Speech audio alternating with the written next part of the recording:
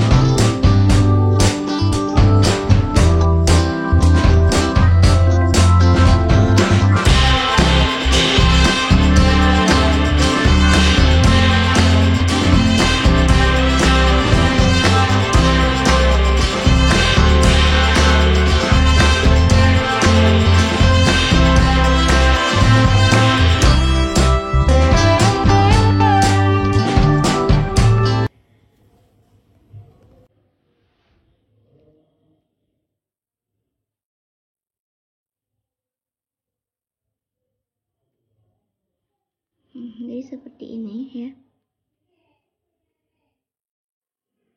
Nah, kemudian tips membuat motif kubah di tangan yang berisi. Yang pertama, kerangka kubahnya itu dibuat agak runcing. Kemudian lengkungannya itu jangan terlalu besar dan juga jangan terlalu kecil-kecil. Yang sedang-sedang saja.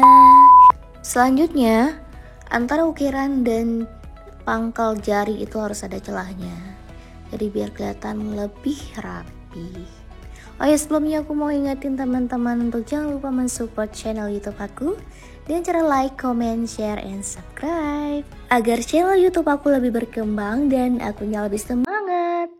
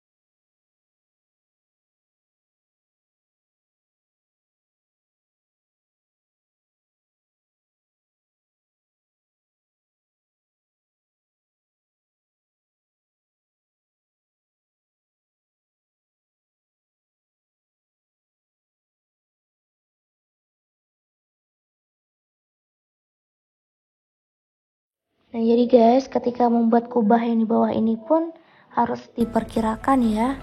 dengan kubah yang di atas. Kubah yang bawah ini biasanya dia agak lebih kecil dari yang di atas, kemudian jaraknya pun jangan terlalu jauh.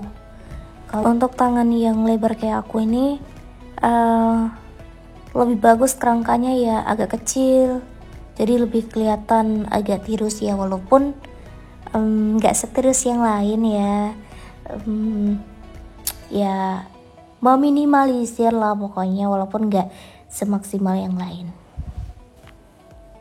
Karena kebiasaan ya, ada pengantin itu ya kalau memang udah suka sama motif A, ya mau ditawarin 1000 motif yang lain pun ya tetap aja sama yang motif A ini.